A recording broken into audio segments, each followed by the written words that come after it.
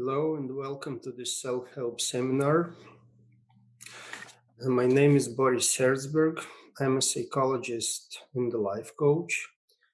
And the purpose of this seminar is to help you develop some tools for self-help so that in challenging situations you can really take control of how you feel and what's going on inside of you and be able to react to what's happening inside of you and outside of you in a flexible way and without harming yourself. Harming yourself, first of all, mentally. A couple of words about me. I've been delivering counseling to people for more than 10 years now. I help people in difficult situations, be that um, problems in building relationships or in generally helping find inner support, some point of support when it's lacking. It usually happens in stressful or sometimes even tragic situations. And I also deliver group sessions about self-development and self-improvement.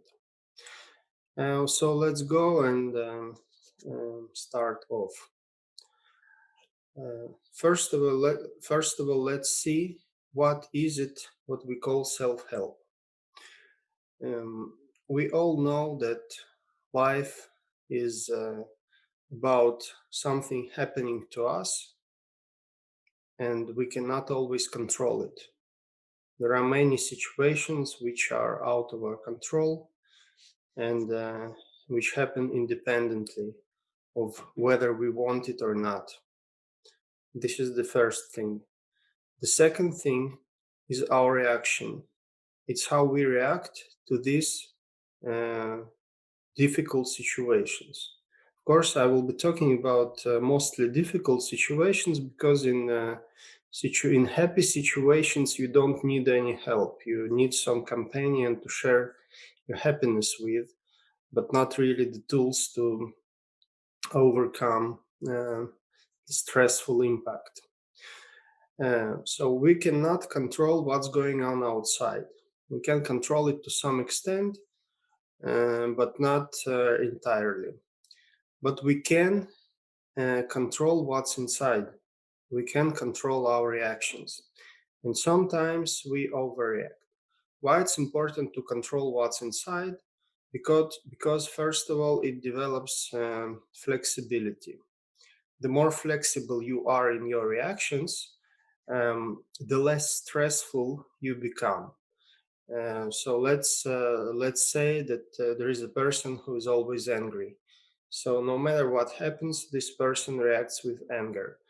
They become very predictable for the other people, and they become very uncontrollable for themselves because it's all the same. It's anger, anger, anger, anger, and they are irritated within by this feeling, and they also irritate other people.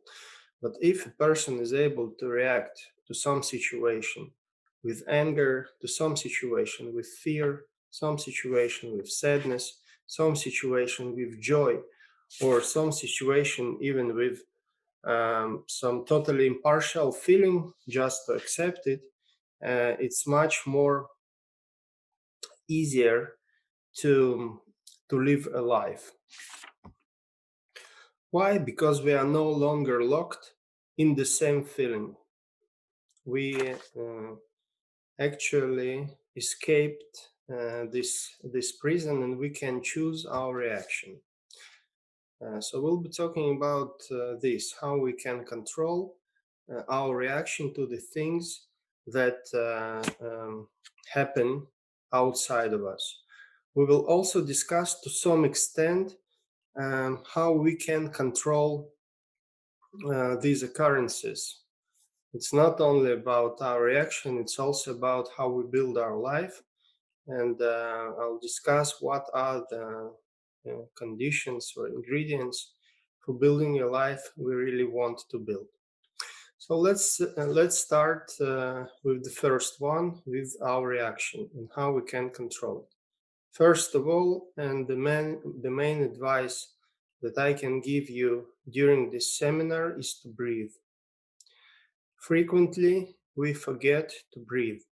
When a person is stressful, they breathe very superficially. It goes like this, and the air remains here. We simply do not nurture our blood with oxygen, and we deprive ourselves of air. When brain doesn't get enough air, we cannot think clearly. So the most important thing in any difficult situation is, first of all, to let yourself breathe. And it's an opportunity for you to take a couple of seconds right now and to practice this breathing. It doesn't matter if you are an advanced breather, all of us are, we breathe all our life, or whether you just discovered that breathing is important. Maybe you are an alien that just landed from another planet. At any rate, let's do it. We breathe in and we breathe out, and your belly moves. Yeah, your belly inflates when you breathe in, and your belly deflates. The deeper you breathe, the better it is. So again, one in and one out. Also, this breathing right now will make you less stressful about this seminar.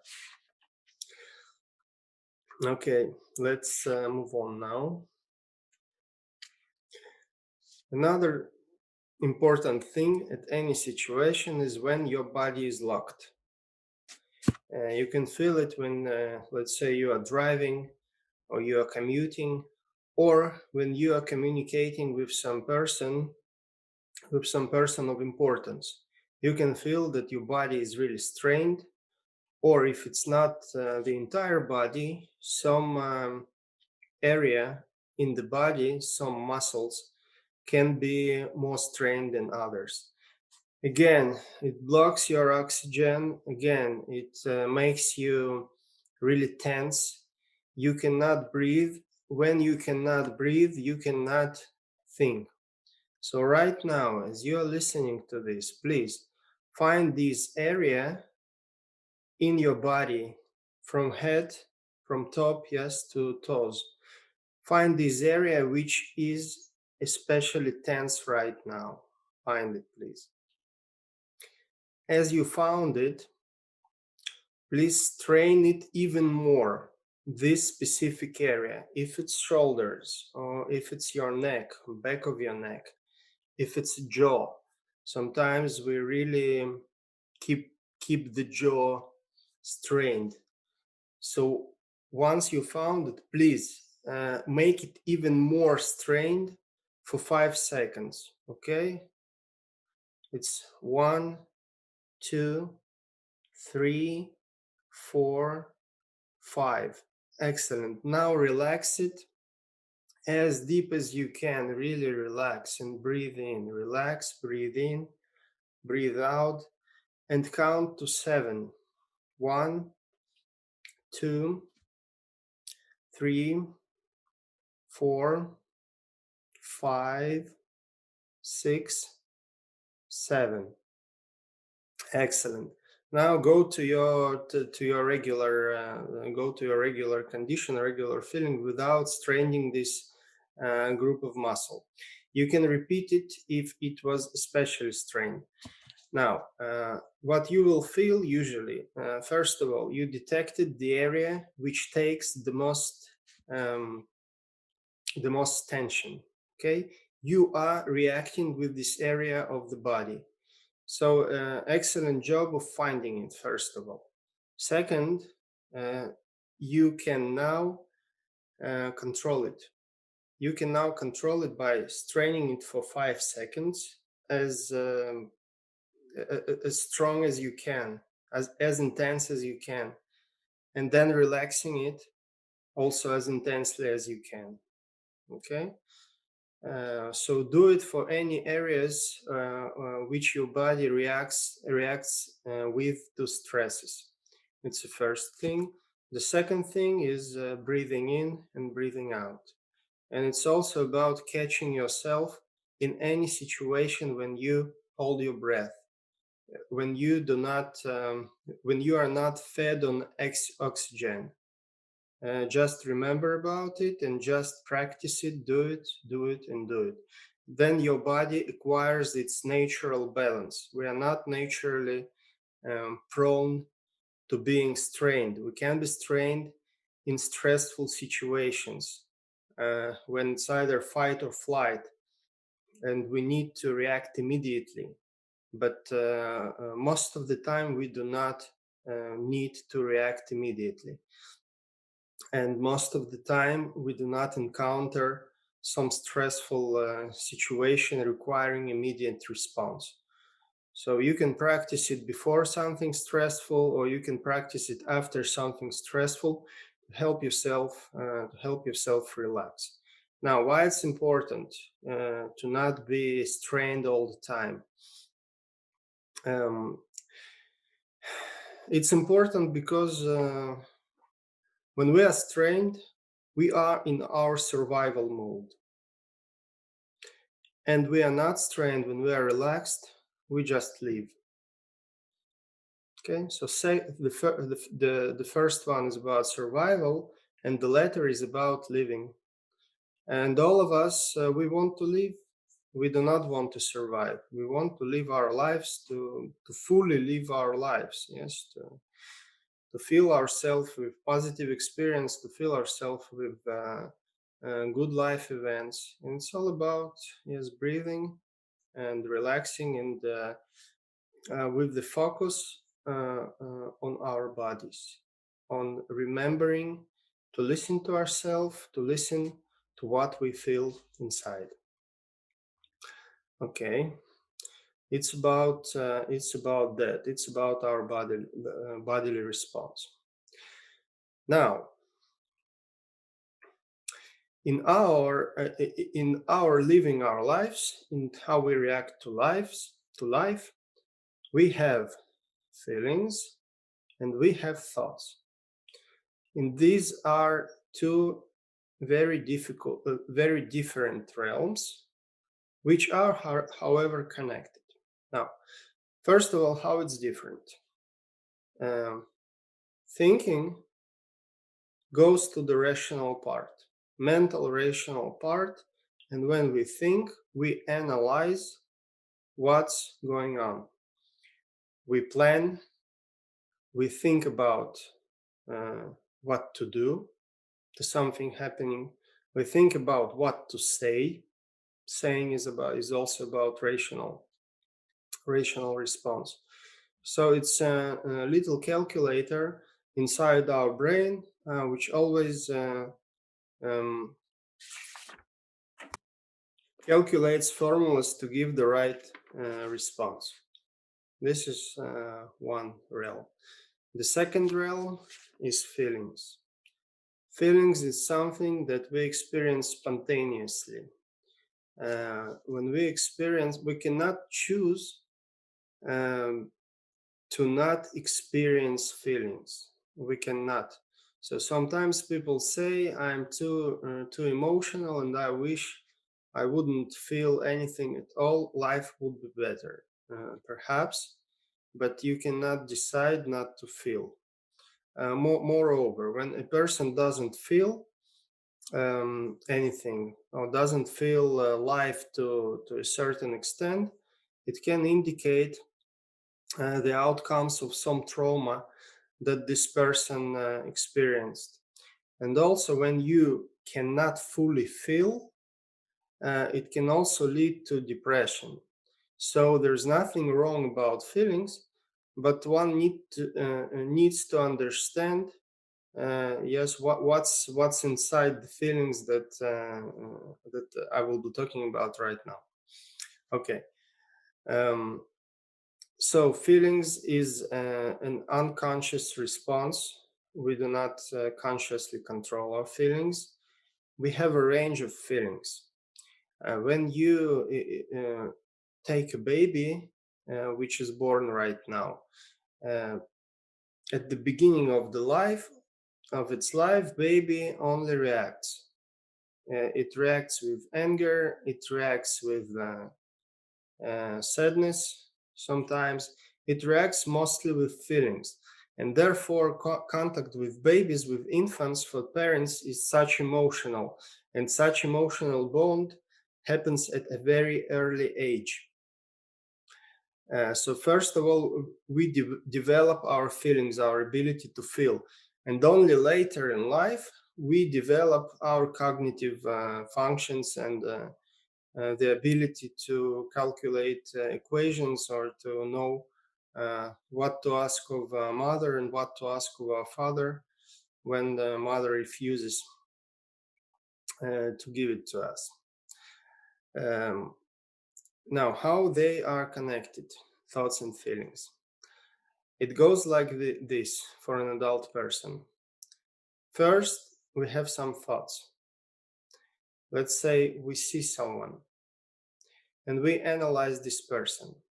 Yeah, we immediately judge. Okay, so this process of thoughts is an entirely judgmental process, and it's absolutely okay. That's how we operate.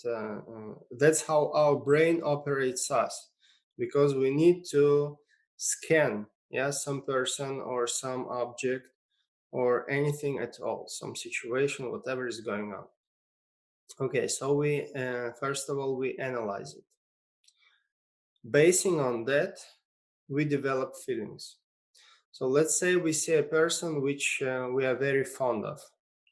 Even if we don't know this person, but this person represents some type in general, some people's profile that we are fond of.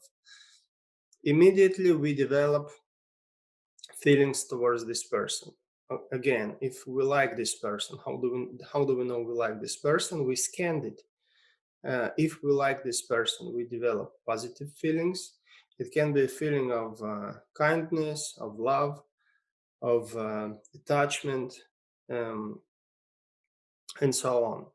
If it's a person we don't like, it will be a negative feeling. It can be a feeling of disgust, of hate, of repulsion. Yeah, and then we take action basing on that. If we like this person, we can again, broadly figuratively speaking, we can come and hug them. Or if we don't like this person, we can expunge ourselves, escape, or on the opposite, start arguing with this person. So again, this goes like thoughts and analysis, then feelings, then actions. This person can also be you. So the next exercise that I would ask you to do is to go to the mirror, to look at yourself as if you are looking at some random person. Judge yourself, analyze yourself, and just don't berate yourself, don't criticize yourself. Just turn on this rational part in you by which you are looking at yourself. So look at yourself and catch these thoughts. What are you thinking about this person? Thinking. And give yourself about 1 minute to do it. You can pause this the recording right now and do it, or you can listen to the end and then pause it and do it and take as long time as you need. The second thing is, please listen to your feelings. What feelings this person raises within you? What do you feel? Do you feel some positive feelings? Which are they? What's going on there? Do you feel love? Do you feel affection?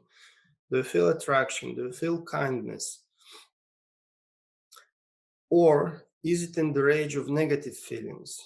Do you feel repulsion? Do you feel anger? Do you feel fear? But try to be as objective as possible. Do not delve into some thoughts that you are accustomed to feel about yourself. Take it strictly by what you see, as if you saw some neutral person. So first of all, what thoughts when you are looking at yourself?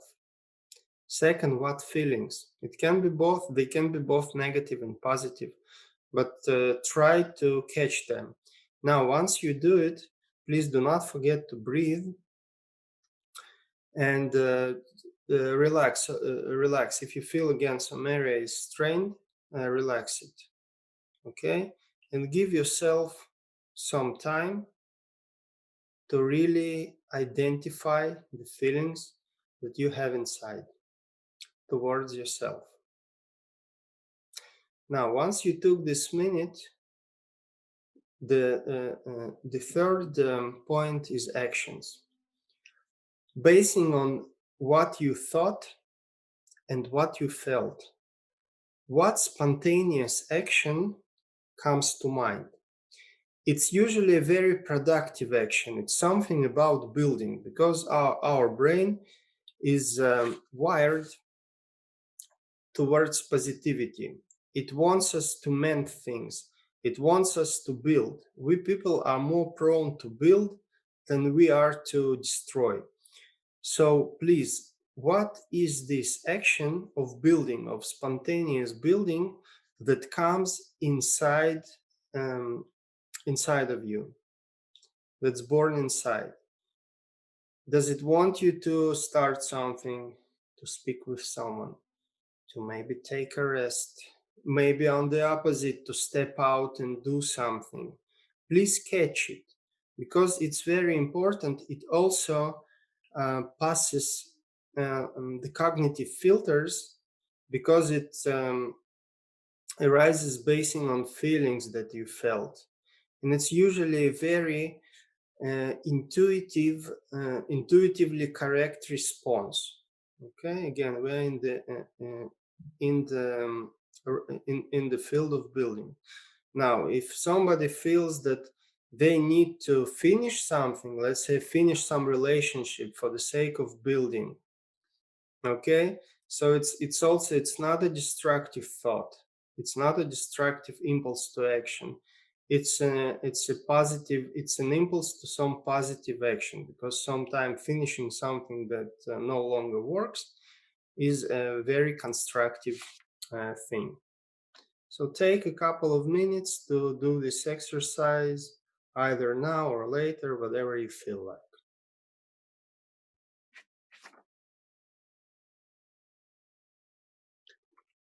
Okay, excellent. So let us continue staying and exploring this world of feelings. First of all, I must say that psychological work is in its, I wouldn't say most part, but in its very significant part is about feelings. In catching how you feel in the real time, and then analyzing, then turning on the rational thinking of why I feel the way I feel right now. For example, if you are resentful to some person, what is it that makes you react this way? Is this person really this repulsive? Or it's something that you are being reminded with by this person that makes you react in a certain way? Because our emotions frequently dwell on something from our past, on some events in which we got used to reacting in a certain way. And then life changes, our memory, our emotional memory, makes us reproduce the same feelings. and we lose flexibility on reacting on new situation with new reaction. That's why I told you in the beginning that developing developing healthy and broad range of emotions is good for you. And other things, some people very prohibitive in letting themselves experience negative emotions. Sometimes it comes from the childhood when they weren't allowed to feel genuine emotions, to feel genuine feelings, and they repress it through life. It's unhealthy because our negative emotions do not just disappear. They remain in the body. And by the way, the exercise we did on relaxing some areas within the body is actually about those negative emotions residing in this area, which make us strained. Yes, and about relaxing them and letting them go. So it's okay to feel negative emotions. And people sometimes are afraid to feel them because they say, okay, if I let my anger go, everybody will be unhappy and I will be lonely and I will lose all my friends and acquaintances. Okay, you've got a point. Of course, one needs to learn how to deal with emotions, especially long repressed emotions. But you can always find a productive way of getting rid of negative emotion. I will give you an examples. First of all, what's important for me to convey you here that repressing negative emotions is not the way. The way is find this path of getting rid of it so that it doesn't reside in your body and doesn't limit you. So let's say if we take anger, okay, and the person which becomes in control with their anger, what can they do? Sports, yes, body exercise, going to some remote places and being alone. Sometimes what raises anger within us are people surrounding us. Okay, so when person is alone, they can just calm down and take control.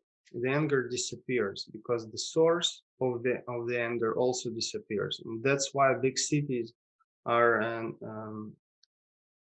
continuous source of an anger because of so many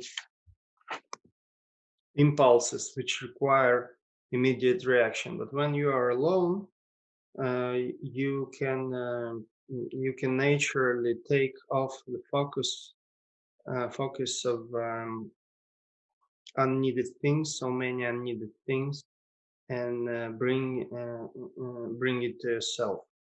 And when we focus on too many unneeded things, we feel this irritation because we take this focus from us, from our inner selves, to something that's not really interests us, but we must react because we live in such vibrant and stressful surrounding. Okay, so it can be being alone in nature. It can be communicating with someone who doesn't irritate you, with some person. It can be either psychological or coaching, counseling, in which you can, or therapy, in which you can pronounce your feelings, especially the feeling of anger, because anger tends to be repressed. You repress it. It's one of the most repressed emotions. Why? Because it's not good for the society, and that's why we learn at early age that being angry has its price. We lose friends, we lose our parents' good vibes, uh, and that's why we learn to repress it. Although anger is the first and the most primary emotion that we feel. When infant is born, it screams. When we are not content with something, our natural response is anger. And again, it's okay. It's okay to feel this anger, but you can't always get what you want, and therefore, when we are able to feel this feeling and to separate it from the result that we want to get. Yes, when baby screams, they want candy, but we as adults, we can separate candy from the feeling of anger, because this candy is not always available, and anger doesn't always help uh, us achieve it. But we cannot tell this to anger, because it's already born inside and it requires attention. So the attention we can give it to it's these things. Yes, either sports or being alone in nature, or therapy, or communicating with people that do not irritate us, or taking I don't know, taking a cold shower. Not very good example, cold shower, but I'm sure there are people who really like it. Or doing some combat sports, martial arts. All of this is very jumping, rope jumping, anything, aerobic. All of this is very good in getting in contact with this feeling of anger. Another feeling is sadness. Sometimes we might feel sad. This sadness also requires to be let out. So what people invented is watching sad movies, because when we are watching something sad, by the way, when we see all these news with all these sad events, it's another protective mechanism of us to observe people in worse situation than we are. Why? Because that way we connect with our sadness and we can experience it. And once we experienced it and felt the sympathy for all the people who are worse off, we can turn off the TV or just close the website. And yes, again, we feel more glad. And why we felt more glad? Because we let this sadness go. What else can we do? When we are sad, we can help others. Doing things for others, helping others, is really good in connecting with sadness. Okay. Another feeling is fear. These are very natural feelings: anger, sadness, fear. When we are afraid of something. Now, the most important thing um, in working with feelings and taking control of your feelings and helping yourself. No, I will not say get rid of the feelings, but take control of them. Is to pronounce them. So first, you look inside of you and you really listen what's going on and what is it that you feel right now. If you are angry, you can continue to be angry, but please say it: I'm angry right now. You can also use this method in communicating with your significant others. Because when you say I'm angry right now about this situation, about what you said, about, I don't know, I had a bad mood and I'm angry that I need to communicate with you right now and I'm not up to it. When you said it, you pronounced it, you immediately decrease the intensity of your response. So instead of snapping at this person, yes, because you didn't let your anger vent and you didn't pronounce it, you can simply say it. You can call this feeling out and its intensity immediately goes down. So it no longer requires you to snap um, at the person near you. So it's important to call this feeling. When you feel sad, it's really important to stay for a second, um, to take a breath, and to say, "I'm really sad right now," and just to give yourself 2 to 5 seconds to relax in this feeling and to feel it inside. Now, some people say, if I will let myself be sad, I will be sad all the time. No, the opposite is the true. You are sad all the time because you do not connect with this sadness, because you are afraid of it. You escape from it. You don't know what to do with it. But these feelings actually want to say us something. And I will talk about it in a minute, what this feeling want to say to us. Okay, again, the feeling of fear. When you experience fear, uh, we do not like to experience fear, really. It's unpleasant. We'd like to go without it. But on the other hand, fear is an important factor which was developed, evolutionary developed in humans to help us protect ourselves. So it helps us really divide what can be dangerous and what's not dangerous. Uh, in the modern world, of course, the life is much different than it was thousands of years ago, and we no longer need to fight snakes or to look for shelters to escape from wild animals. But this fear, it doesn't disappear so quickly. It simply transforms. And fear is one of our most ancient feelings, just as anger. It can be even more ancient and more ingrained in us.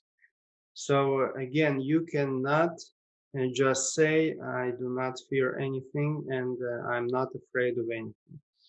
Once you feel afraid, again, it's an opportunity to just stop for a second and pronounce this feeling, to say, I'm afraid. It doesn't matter what you are afraid of, just to give it some space in your life. It's okay to be afraid. The problem with feelings is when you do not acknowledge them, they do not just leave. They persist. They knock on your door. They are there to stay because they want to tell you something. Okay, so just say it out loud. Again, you can say it in a dialogue with other people. It's an extremely useful tool in communicating with others. First of all, it raises openness. You are open about your feelings, and the other person really feels uh, this authenticity in communication, that you do not hide anything.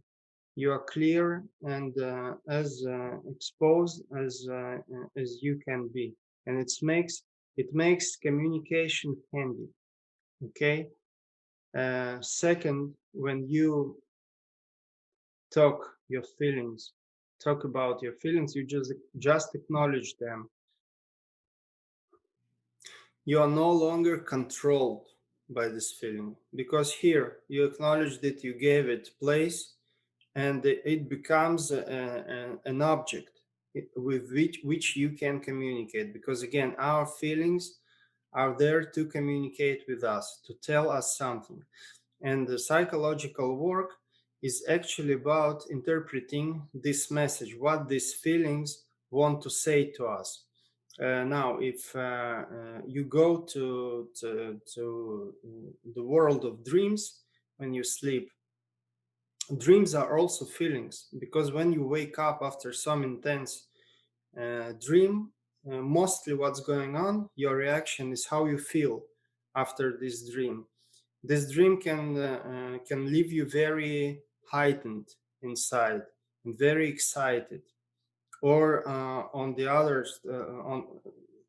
opposite, it can leave you dejected or something really despondent. Okay, so through our dreams, feelings uh, speak to us, and some intense and usually repressed feelings come to us through our imagination, through the imagery of dreams. So having control, having a connection with feelings is extremely important in helping ourselves live our life in a way which is open, okay, which is not repressed, and which really helps us um, be ourselves and not somebody else when we do not allow ourselves to really be, because being means feeling. Okay, another important thing why it's good for you to just pronounce any negative feelings. Okay, so you acknowledge them. They take less control of you. You take control of them. They become an object with which you can communicate. It helps um, to make conversation or dialogue more open. You develop ability to listen to yourself. Communication in general is about listening. Communication with others is no different from communication with ourselves, because we frequently do not listen to ourselves. Feelings is an internal voice of ours to tell us something. Okay, so we must listen. Listen and acknowledge. And the listening and acknowledging is also taking responsibility about ourselves. When a person escapes from themselves, they escape from these feelings usually. Okay, and unfortunately, people who go to alcohol or drugs or gaming addiction or any addiction, these are usually, unfortunately, people which um, fail in any other way to deal with emotions which are very strong and to express their emotions. So first of all, please learn to acknowledge your emotions. Second, please um, express them in a positive way, acknowledging and expressing. And one of the easiest way, I'm giving you today easiest and most practical tools, is to pronounce them.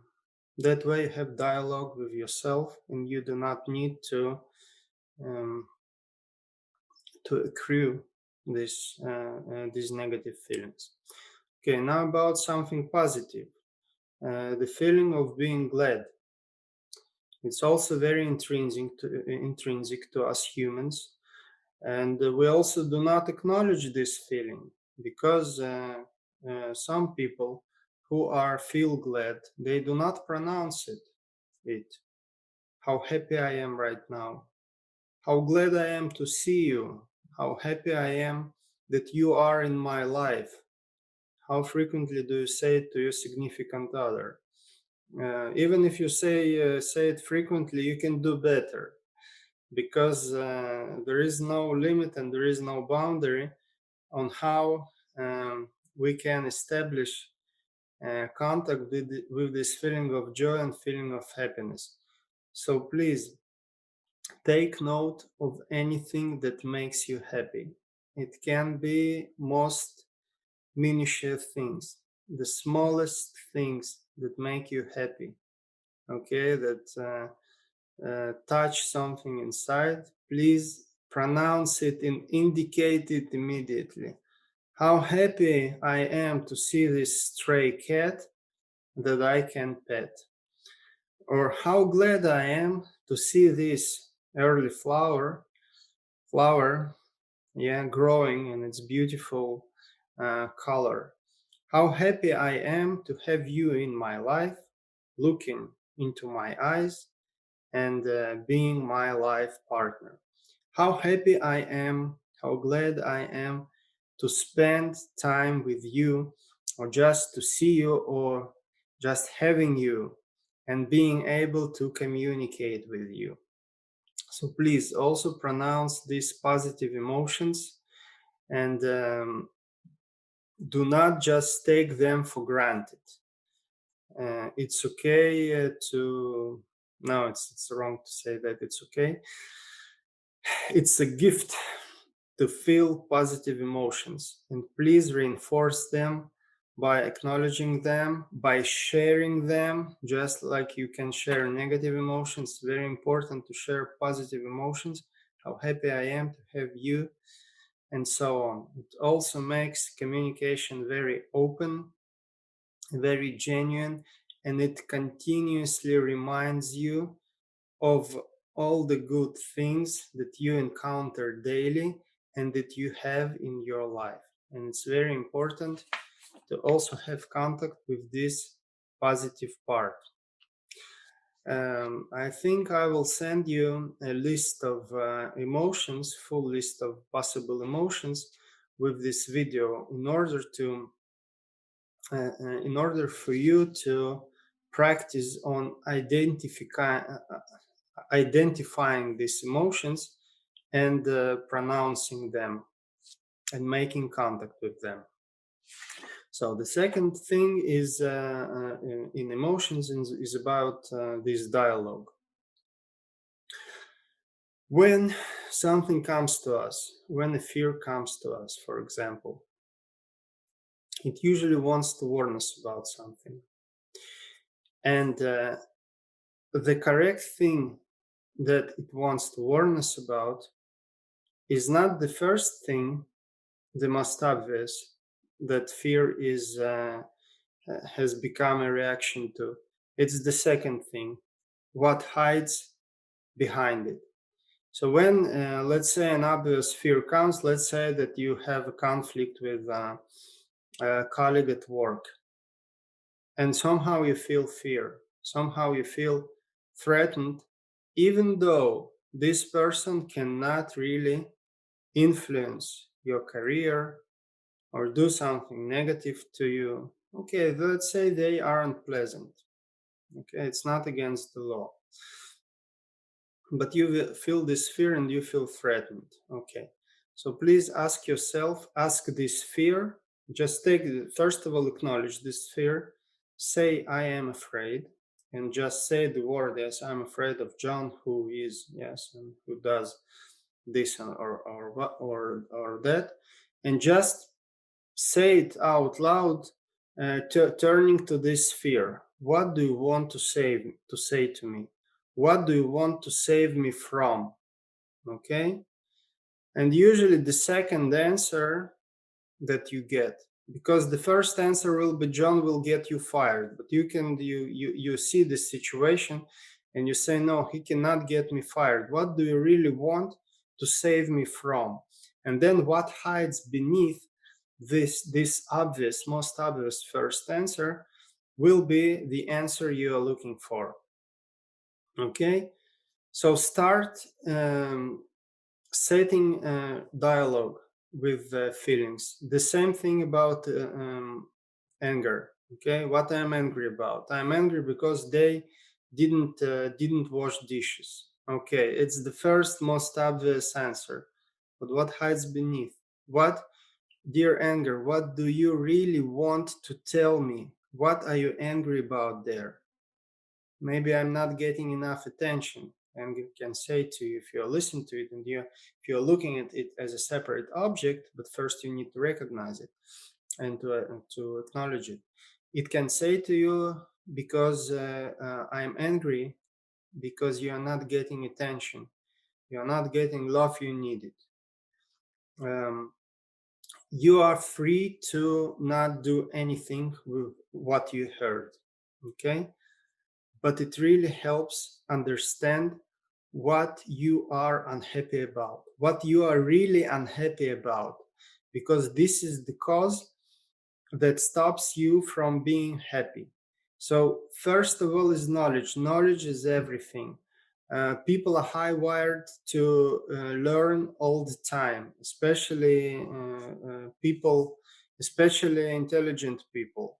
Okay, it's learning is so important that we continuously strive to have new information. Um, Emotions block this information. Okay, remember this chain. Yes, it's thoughts. Okay, and thoughts and rational is about information, then feelings, and feelings are about emotional. There is no information in them, so emotions block us from getting correct information. So the only way in getting in contact with emotions is to setting a conscious dialogue with them and really understanding what they are telling to you, what you are unhappy about, or what you are dragging from your past that stops you from being happy right now. So it's important to just listen. You are not obligated to do anything with it, but just to know. Because if you know, you are automatically calm. If you don't know, you are anxious. You feel that something is lacking, that something is being um, hidden from you. So please, this inner dialogue, and also don't remember to breathe once you do it.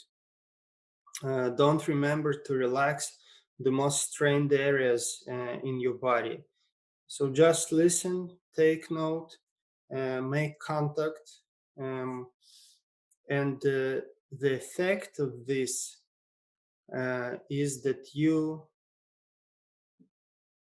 will start to feel less under pressure, less under internal pressure.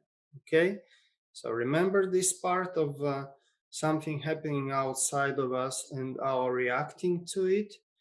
This is the way to deal with with our reaction by inner dialogue, by identifying the feelings, by breathing, and by establishing contact with the body. This way, we can regulate our inner response and do not make it any harder than it really should be. Okay, breathe in, breathe out, practicing what we learned so far. And let's talk about the external events and how we can influence what's happening to us.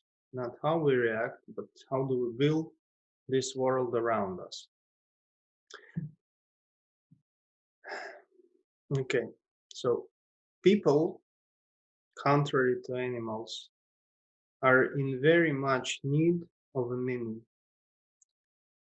Animals can live off uh, instincts, and it's enough for them to eat, to rest, to mate, rinse, repeat, and that's all. To live a simple life, which is lacking to people. And some people say, "I wish I could go back in time when life was so easier, and why do I need all this complicated situation and all this drama in my life?" However, we cannot just reduce ourselves to something this basic, because people need meaning in life. You can live a life without a meaning, but there will be something always missing inside, something itching, and something that feels is not right. Usually, people strive to do major things. One thing is to learn and develop. That's why we are not content with what we have and always want something more. And that's why achievements do not really bring you happiness, um, because it's never enough, because we experience this feeling, uh, the need to develop, to study, and as a result, to get something new. So this hunger needs to be satisfied. Okay, how we will discuss in a second. The second field of our aspiration as human beings is building relationships. Building successful relationships is extremely important. It gives us meaning. It gives because you can just think about it, how much we earn from relationships with people that are good for us, and people with whom we have this compatibility, and how bad it can be with the people incompatible with us. So this is what gives us meaning, to develop, to build relationships. And it's also our responsibility to enjoy the process, because again, achievements is something about results, and when we are only focused on results, it does not bring us happiness. It brings us achievements, but it's our responsibility to learn how to enjoy the process and how to rule this process, to direct it, to which direction do we control this process, um, how fast do we do it, do we need, are we at stage in life where we need uh, faster achievements. It can be at some stages like immigration, for example. You move to another country, you need to build yourself and do it very fast. Um, or when you live a settled life, you do not need fast achievements, and it's more about quality of life. And again, it's not about surviving, because achievements is about surviving. You need to build a shelter, you need to hunt food, you need to survive, you need to find clothes to cover yourself, to escape from the winds, and so on. Okay, it's about surviving. Sometimes we find ourselves in life in a survival mode, and it's okay, and we need multiple achievements. But most of the time, we just live our lives. So here it's about living, and here it's about enjoying the process, and having this qualitative process in our life. And what I told you earlier about emotions and so on, it's actually about um, making this process more full, more wholesome, and more successful.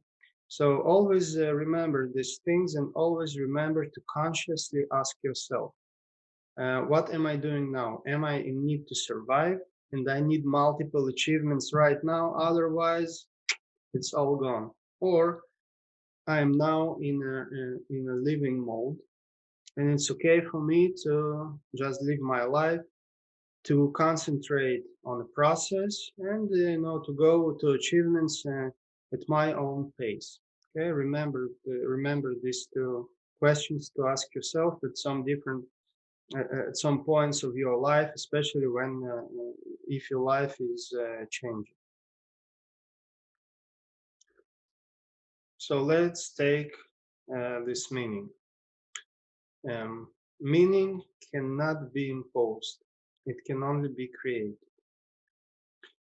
Um, it's important to understand that it's you who is in charge of your meaning, in creating your meaning.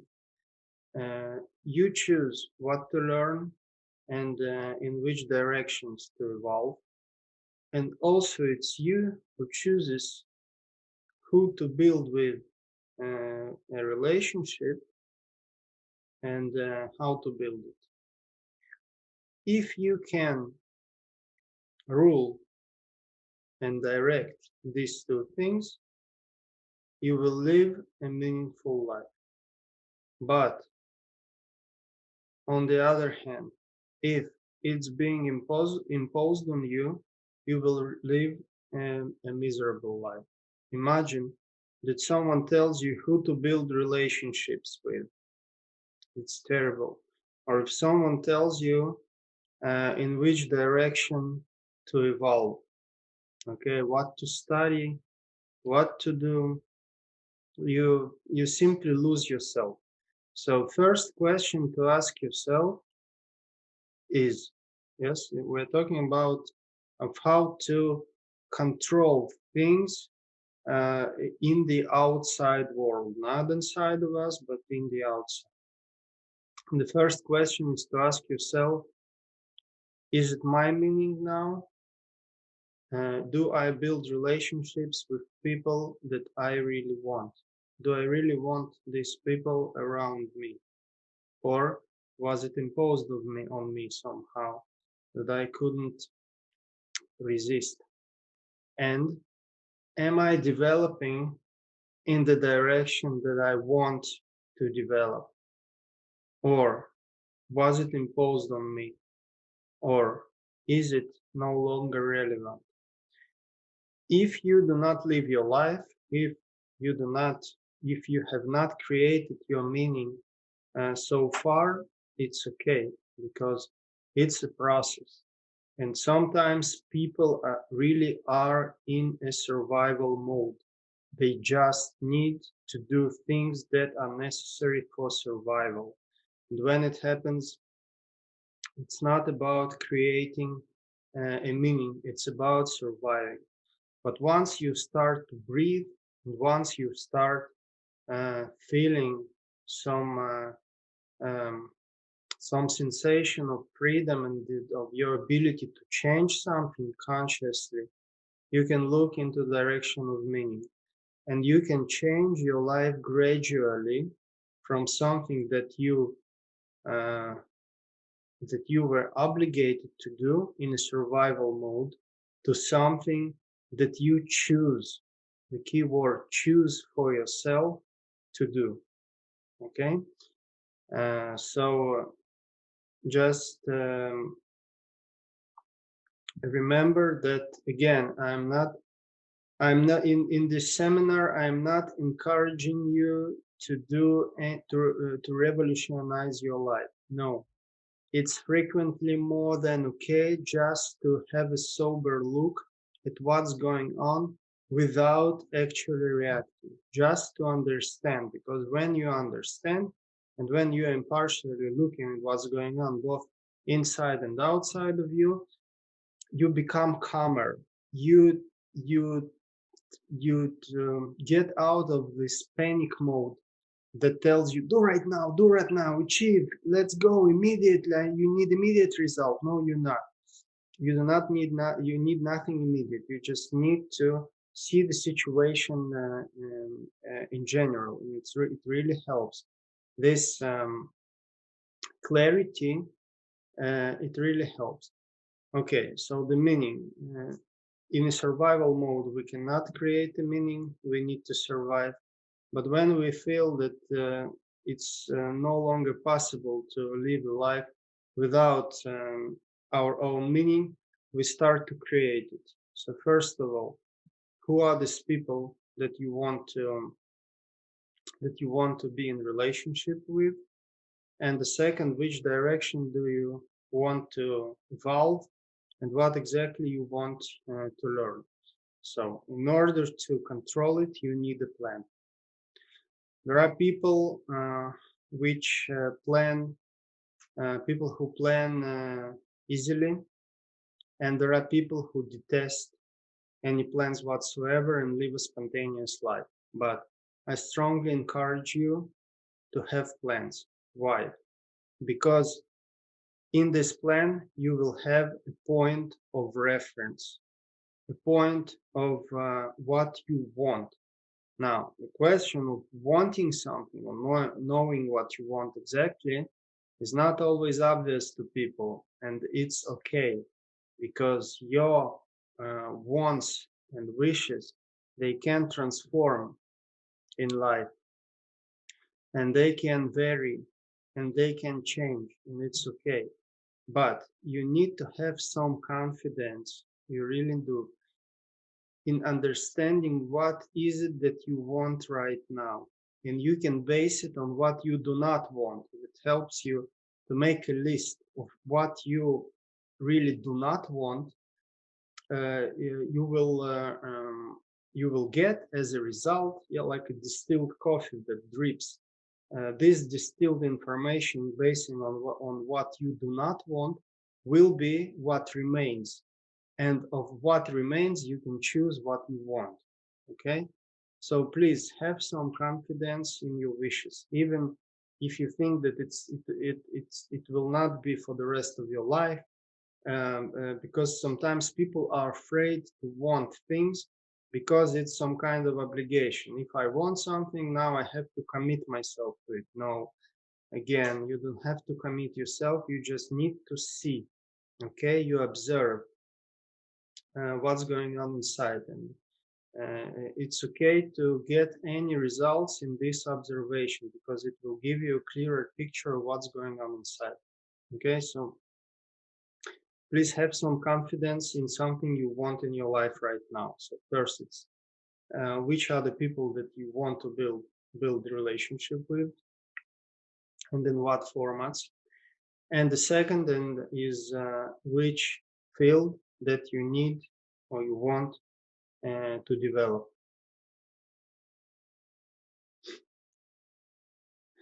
As you listen to this, please, I remind you again to breathe in, breathe out, and to relax any strained areas in your body. Now, plan, okay?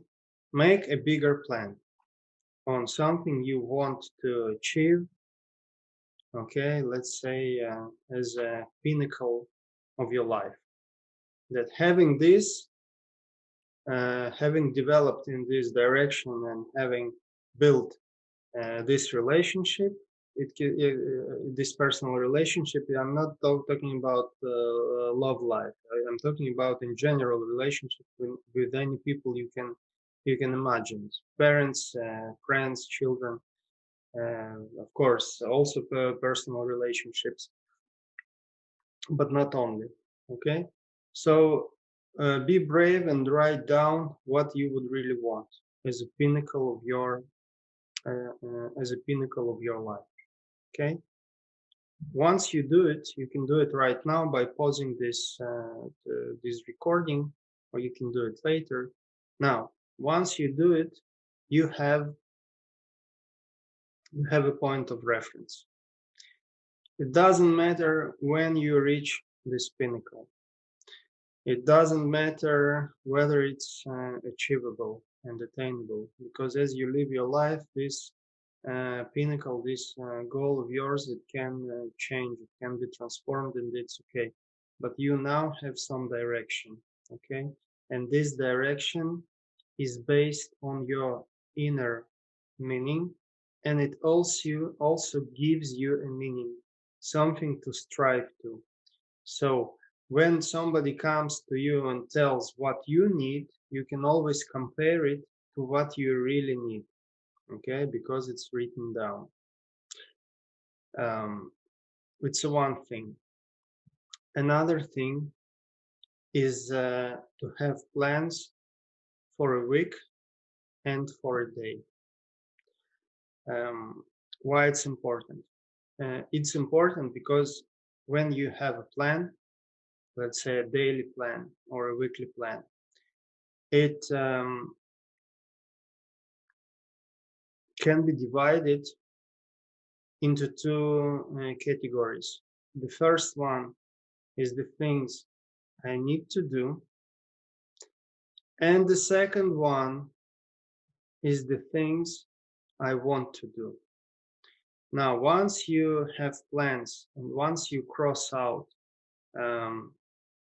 the activities that you've completed, first of all, it brings a sense of achievement. I wrote it, I I managed it, I won. So it's really you deserve to feel proud about completing things and achieving things. Second, it will give you a clear picture what your day or your week or your month consists of. Is it only the things that you must do? Okay, and how they correlate with your bigger plan, with this pinnacle of yours. Is there any connection? Does it help you get closer to it? Or you just, like a hamster in a wheel, you do a lot of things, but you remain at one place. So it's one question to ask yourself. The second is to compare, okay? How many things of what I really want, of the meaning I create to myself, are in this list? And how many of them are being completed? Am I sacrificing my wishes for the sake of the things that I must do? Do I? And if I am sacrificing, is it because I am in a survival mode, or is it because I'm afraid of something? Yes, or is it because I'm not accustomed to doing the things I really want? So again, it's a question to ask yourself, and to get back to the first part of the seminar, and if it's fear that transpires inside, to make a dialogue with it and ask, what exactly do you want to tell me? Usually the first answer will be, you will not have time to complete all the necessary things. But the second answer is more interesting. It will really tell you why you do not get to the part of creating your own meaning and implementing the things that you really want. So this plan, it really helps by building a reality that you want to have. Because once we do something, we create the world outside of us. Okay, we create our reality by our activities. So to question one's activities, and by dividing it into categories of doing something I must versus doing something I want, really gives this clarity on to what extent you do create this meaning, and if not, then why not? Okay, so that was about um, creating meanings.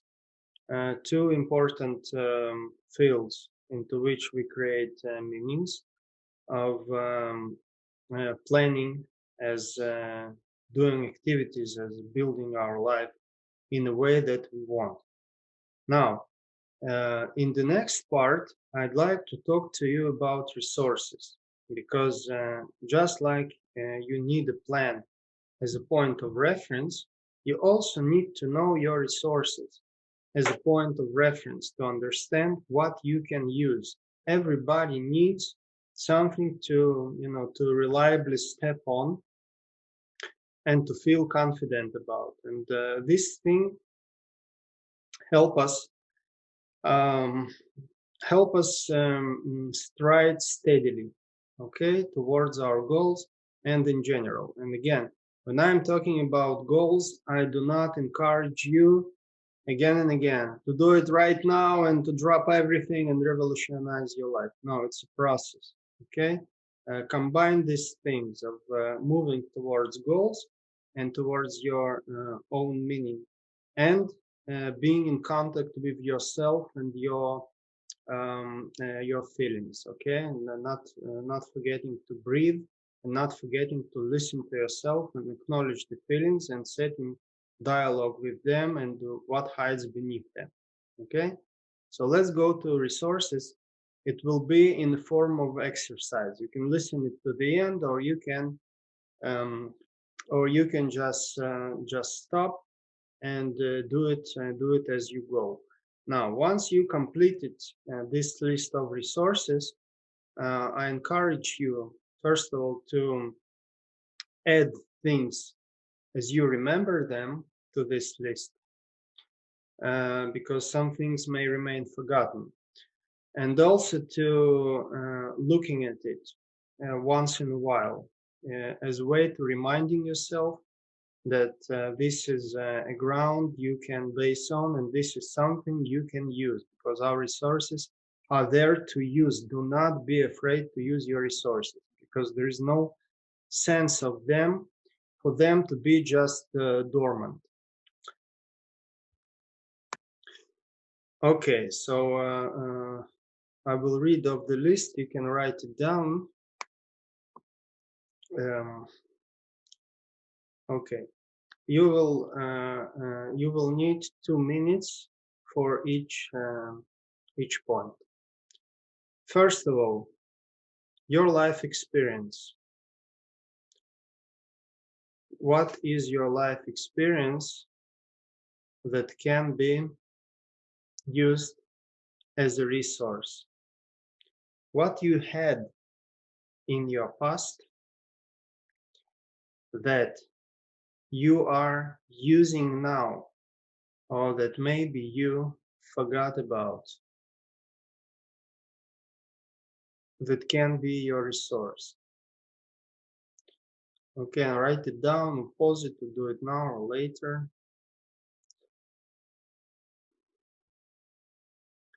Okay, the next question as a resource, your personal qualities.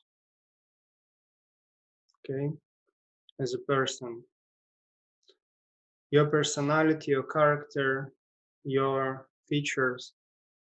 What is it inside of you? Okay, the strongest of them. Please write them down. The strongest qualities of yours. Please write them down. You can point out, let's say, 5 to 7, the most important ones. You can also do the same in the experience. You can point out 5 to 7 points in your experience as a resource. Okay, excellent. Let's move on. Please list your abilities, your talents, and your capabilities in general, the strongest ones. What you are especially capable of, or especially successful in.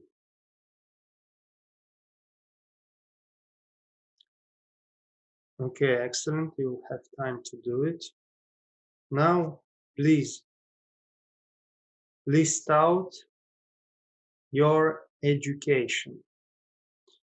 It can be formal or informal education, something that you learned or were learning, were studying, your knowledge in general as a resource. Again, try to stay within 5 to 7 points. The strongest, okay, without judging yourself. We do this exercise without judging ourselves. Okay, just write it down. Okay, now the next point, the people in your life. Who are the people that you can rely on, that can be helpful, that can bring resources into your life? Please remember them. Maybe you forgot about them, maybe they are obvious, and it's not hard to remember them. Okay, just list them.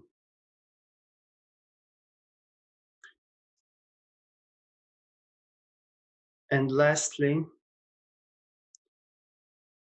any additional resource that you have in life. for anything, doesn't matter what. Any additional resources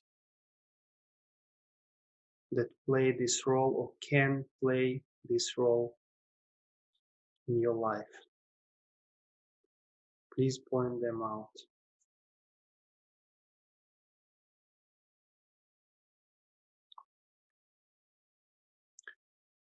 Okay, excellent. Now look at this list and ask yourself, what am I using right now in my life? What am I not using and why? What can be used better? What's lacking? What's missing as a resource? Just please do not write money, because when we talk about resources, we intentionally do not speak about money. Okay? Money is a means, but it's one of the means. But people tend to be anxious about this part. So anything but money, okay, on your resources list.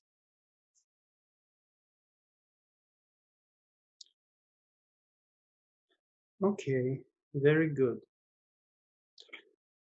So excellent. So you now have a toolbox of what you can use in your life, and you can start right now by helping yourself live a better life and improving things in your life. So we talked about, first of all, the internal part of reacting to life events. We talked about breathing. We talked about body response, of relationships with ourselves, and we talked about feelings, taking control of feelings and our reactions. In the second part, we talked about the external world, how we influence it. We talked about creating our own meaning and what it consists of developing and learning, and of building relationships. And we talked about planning, types of plans, and seeing in these plans what exactly we do to bring meaning in our life. We also talked about survival versus living in these two parts. And at last, we talked about resources, and resources as a point of reference and using them and how we can use them better. So I think we can call it a day for today. Please share with me how you are using this information, how you are using this seminar after some time, what's going on, how useful it is. And I'd also like to invite you to private sessions, to personal counseling, in which we can discuss what's going on inside you, inside your life, on both internal and external levels, to explore it and to find meanings, and in general to get you a help which is customized customized to your needs. And it's very effective in first of all, in understanding your goals and how to reach them, and second, in regulating your emotions, what stops you from reaching these goals.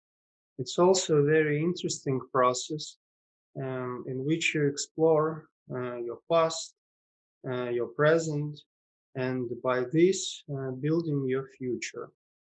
So I will be glad to help you on a personal level. Should you choose to approach me, you can contact me, and I thank you for taking time and participating in this seminar. Again, I hope it was useful to you, and I wish you a great day. Thanks. Bye bye.